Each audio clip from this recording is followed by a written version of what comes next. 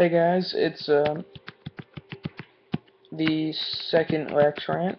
Uh, this one is going to be on regional bias, which is a pretty big deal thing. Uh, because there are so many people with so many opinions that are somewhat true and then somewhat outrageous. I'd like to start off saying that I am from Kentucky. Um, no, we are not all rednecks, especially in Louisville and Lexington. Um, we have plenty of good lacrosse, plenty of 90-mile-an-hour shots, plenty of stuff that you would see in Maryland, just not as much of it. Um, uh, you may, probably a lot of people are thinking, like, why aren't there that many good college players from non-hotbed areas? And that's because scouts don't go to non-hotbed areas. We have to try to get our scholarships through highlight tapes and trying to get into big time recruiting camps. Otherwise, it just won't happen. The one really big name that a lot of people don't know, um, well, they know the name, but they don't know about it, is Chase Carrero. He's also from Louisville, where I am. Um, when he lived in Louisville, he's if you don't know, he's the face-off specialist for Denver. Um, when he was in Louisville, lacrosse is even smaller than it is now.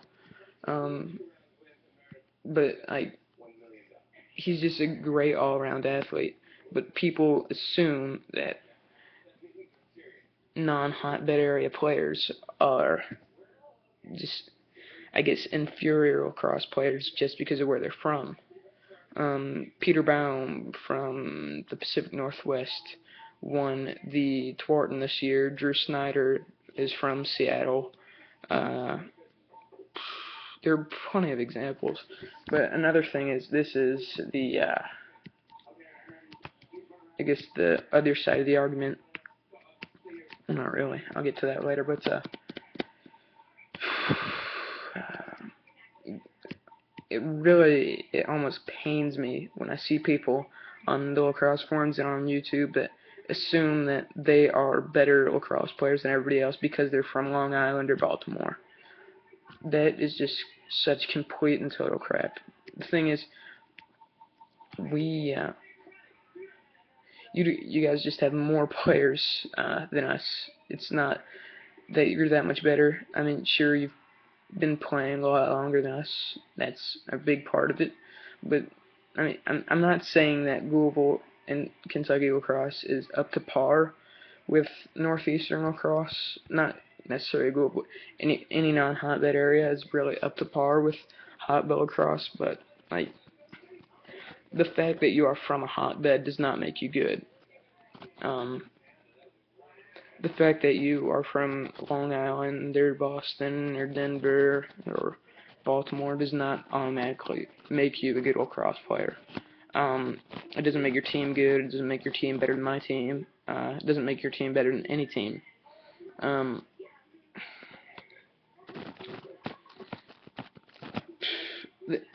One of the big things is you guys all, not all, but a lot of you guys have parents that played both men's and women's lacrosse. So your parents taught you to play lacrosse from a young age. My dad, both my parents knew literally nothing about lacrosse when I would start playing, and that's how it is for everybody else in this area. Um, the JV team for my school this year had two dads that had never watched a lacrosse game before their kids were in high school. They were the JV coaches, and I'm just going to go out and say that they were terrible coaches. Well, they weren't terrible coaches. They If they would have known about lacrosse, they would have been better coaches. But I'm just sick of people and their ridiculous regional biases. I'm not saying that we're as good as your best. Our best teams are as good as your best teams, because they're obviously not. Um, but what I'm trying to say is, we're not, like, if we had the resources that you had, then we would probably be near you. And it's kind of stretching it, but if like, it's hard to explain. Like, most of the Louisville and Lexington had like 30, or not 30, like 15 people graduating that are going to Transylvania, which is a D3 school in Kentucky. Uh, they're all going to Transylvania. They all got recruited to go to Transylvania. And most of those people didn't play lacrosse till middle school or high school. When you consider that we're producing people that have played lacrosse for less than 8 years, and they're playing D3 lacrosse, that it just kind of says something about how we're not as low as people think. Brad Lott from Trinity, he had an offer at Ohio State, a full ride, or not a full ride. I'm not sure how much the scholarship was, but he had a good offer from Ohio State, but he's going to Michigan. He's one of the only kids that's from our area that's been playing lacrosse for an extensive amount of time. He's been playing since he was like an elementary school kid, or I guess like he's known. He has been like learning his stick skills and all that stuff, learning the game since he was a young kid. And when you consider that he's probably one of 5 people in our city that has been playing that long, and he's going to play D1 lacrosse, it says something again. But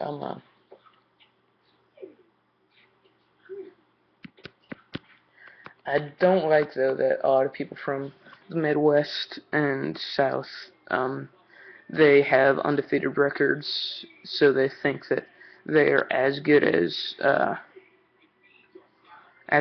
like I heard a kid from on the lacrosse forums from, I can't remember what it was. It was somewhere way the heck out, though, saying that they only had one more loss than Manhasset, and they could probably end up beating Manhasset, which is just complete crap. If you go out and watch, like, our best players, they're on par athletes, but they're just not on par lacrosse players. I don't want to make this too much about my region, but it's easier for me to relate to.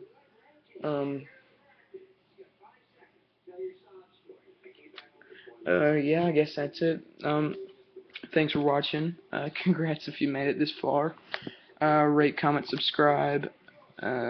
See you guys later.